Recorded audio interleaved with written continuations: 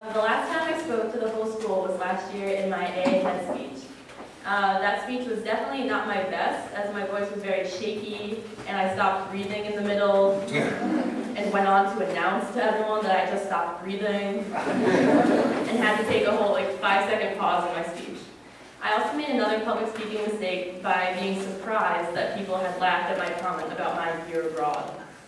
For those of you new girls who don't know what I'm talking about, after freshman year, I chose to leave Westover, but I returned junior year and became the first new old girl at Westover. My year abroad was just what my family had called it to make a joke out of it, and I really had no idea it was actually funny. Finally, my last mistake in my speech was that I did not tell the full truth. I had stated that I did not know why I had left Westover when I actually did know why. I just didn't have the time to tell, and my speech was already over the 2-minute requirement. Usually when people ask me why I left, I just give a quick generic answer back, but to fully explain why I left, I have to go back before I even went to Westover. Okay. The summer before freshman year, I was diagnosed with a rare blood disorder called immune thrombocytopenia, or also called idiopathic thrombocytopenic purpura, or just in hematology lingo, ITP, just to shorten that up. On the day before my 8th grade graduation, when my physician noticed TPI, a condition in which all down my legs there was a superficial bleeding into the skin that appeared as a rash of reddish purple dots. I was immediately sent to get blood work done, and my doctor said he would call with the results in a couple of hours. I was told by my doctor to skip school and just go home and sleep. My mom got a call that afternoon from my doctor saying that there must have been a mistake in my blood work because apparently I had no platelets, and that is technically impossible. In fact, it was so unusual that my freshman English teacher, Seamus, who knows everything, called me a straight-up liar when I tried to explain to him what had happened. My doctor told us to go right to Yale and Maven Hospital to have more blood work done by the professionals that ultimately also showed that I had 0 platelets in my blood. For the next few weeks, my case was basically an experiment as it had never been seen before in a healthy teenage girl, because usually ITP is more common with toddlers and elders and never as bad as I had had it. I was in the hospital during the summer, so every day I had about 10 Yale med students in my small hospital room trying to get a look at the patient who could have had a House of Grey's Anatomy episode written about her. My lack of platelets meant that I would bruise and bleed very easily, and the only physical activity I was allowed other than lying in bed was to walk the 3 feet to the bathroom in my hospital room. I was absolutely miserable that summer. I have a very short attention span, I am very stubborn, and I've never been able to sit for too long. As most of you know, I love sports, and I've been active as long as I can remember. The spring before I was in the hospital, I was on the premier soccer team, which is 2 practices a week with 2 games every weekend, an AAU basketball team, which is 2 practices a week with 4 games a weekend, and believe it or not, I also did gymnastics for an hour a week all at the same time. So that's every day, 2-hour practices and 6 games on the weekend, which is a lot. Sports have made me busy since 5th grade, but I wouldn't have had it any other way. My parents are both great athletes, so they never complained about driving me, my brother, and my sister to our many games and practices. Even in the summer, while all my friends were relaxing, I went to 8 weeks of day camp while also on my pool club, swim, tennis, and golf teams. This should give you an idea about how strange it was for me to stay confined in one room for the summer. My doctors did not know when I would finally be able to be active again, and they told me that I might never even be able to play sports again. When I heard this news, I thought my life was over. I know not everyone will understand this, but for me, if I were not playing sports, I really wasn't even living at all. It is only years now after this experience that I realized that not everything that happened that summer was bad.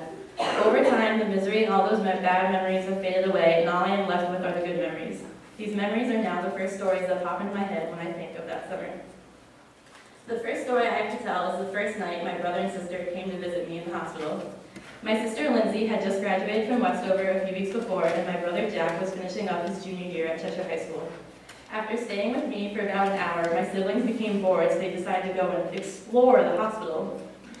Do not ask me how, but when Jack and Lindsay returned wearing hospital masks, gloves, and those little booty things, and my sister even had a stethoscope, they came in shouting, "Look what we stole!"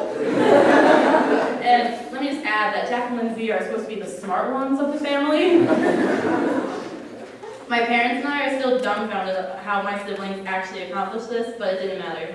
That night was the first time I had laughed since I had been in the hospital, and there were tears of pure happiness, not sadness anymore.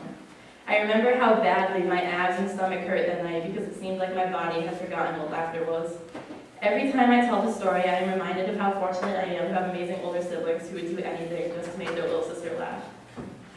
The second story I have is more of the embarrassing type, which everyone here will love. A couple of days into my stay at the hospital, I had to have a bone marrow biopsy. This is a procedure in which you do not receive any medication to relieve the pain, but I was really nervous, so the doctors gave me some drug to calm me down and made me really loopy. I was all drugged up and ready to go when my nurse escorted me to the room where the procedure would take place.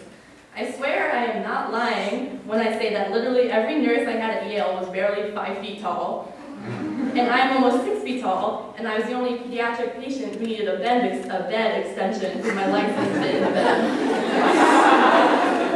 Another funny comment about that, we didn't realize that for a week, so I was scrunched up in a bed for a week. And the nurse was like, you know you can send it, right? I'm like, no. Anyways, so you can see the problem with the height difference. I was so loopy that I couldn't quite walk or even stand on my own. My nurse could not find a wheelchair nearby, so she did the next best thing. Grab one of the Yale med students walking around and enlist his services. This 6'5"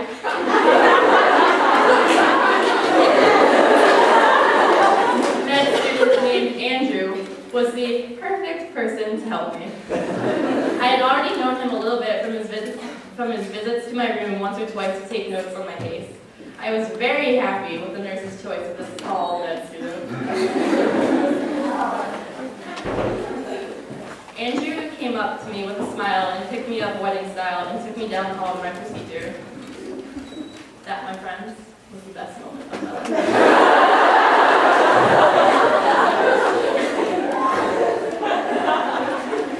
When we got to the room, I lay down on the bed, and this is when my relaxation drugs really kicked in. They took the bone marrow sample from my lower back, causing my legs to jerk and flail every time a doctor touched me because I am very ticklish. I could tell the doctors were getting annoyed, and I blamed the meds for my constant laughter and amusement during their struggle to hold me down.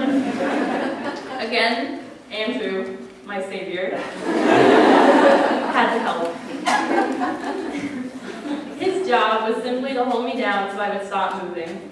The whole time that a foot-long needle was in my back, all I was doing was laughing nonstop, telling Andrew how great his biceps were, how we were going to get married, and how attractive our kids were going to be.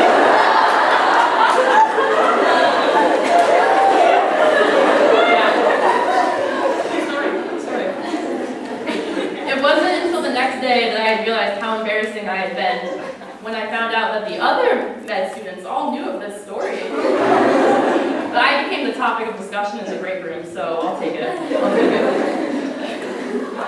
Still, even though I was too ashamed to ever look at Andrew again, I had gained a lifelong story. I think what I'm trying to get at is that even though at a time I hated my life, that summer gave me some of my greatest stories. If I could just make one person laugh from a story from that summer, then how could that time have ever been so miserable? I wish I had figured this out when I was a freshman here at Westover, because maybe I never would have left. After 6 weeks of chemotherapy, my condition finally improved, and I was cleared to go to school, but more importantly, to play sports. Now I say improved because my platelet numbers still are not up to what a normal person should have, but I have just enough to allow me to still be active, and that's all that matters. Even though I was physically so much better after that summer, I was not okay mentally. People assume that after going through something like that, you come out immediately stronger and more optimistic, but that was not true for me. I was happy I could play sports, but that was all I was happy about. I became very cynical toward the world and distanced myself from everyone around me, especially everyone at Westover. I did not see the point in homework, studying, or planning out which APs I would take because I never believed that I would actually have much of a future. My doctors had told me that there was a chance my disorder would worsen again as ITP is very unpredictable. The real reason I left Westover was that I was scared. I would panic as soon as anyone would speak of the future, and here at Westover, all we are doing is preparing ourselves for the future. On one of the last days of my freshman year, Beth Russell sat with me on the chapel steps just talking. I had not yet decided what I was going to do. She told me how much of a future I had here at Westover, and I just sat there crying because I couldn't believe her. Beth saw a future that I could not see myself.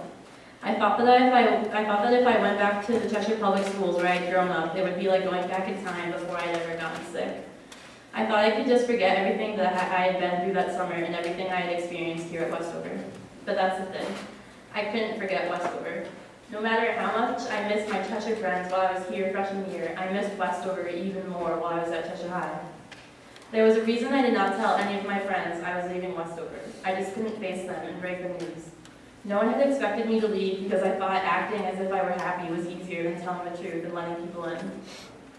I should have known then that there was an obvious reason I wasn't telling them, and that reason was I love them and I love the school. And that's the honest truth. I love everyone here and I love the school. I came back determined to appreciate every small moment in the midst of stressful work. Someone earlier this year asked me how I could be so enthusiastic for just about anything when she witnessed me jump and yell in joy because I forgot I had put a banana chocolate chip muffin in my mailbox, which is a big deal. Okay. It really is all the little things and the little moments people are there for you and the moments you get your great stories from. If I have a bad day, I just try to do something that will give me the greatest story later. I have so many amazing memories and stories from Westover that I am sure I will never forget. These memories are the stories that have given me a future that I now want to be a part of. No one made me do this chapel talk to try to convince everyone here that they belong. That would be just crazy. But think, what other school do you know where male teachers dress up like girls multiple times, do the Harlem Shake, make their own German, and make a video to selfie? Where else would someone help shovel my car to 2 feet of snow for an hour after I had a really bad day and was crying in my car? Where else would someone make me my favorite cookies when I got denied from my early decision school on my 18th birthday? Where else would I find my long-lost twin even after hating her my freshman year? And where else would a teacher meet me 3 or 4 times a week to help me on my grammar when I returned to Westover? Westover saved my life. And I say literal, and I say this now, and I really mean literally, Westover saved my life. The reason I had gone to the doctor on the morning I was diagnosed was simply to get my TB shot so that I could come to Westover. If I had not decided to come to Westover, I would have never gotten that shot, and there's a very good chance I wouldn't even be standing here today. Westover has saved my life. I'm doing this speech because I truly love it here, and I just want to thank every single student and faculty member who has helped me get my life back and has helped make my life so much better. Thank you.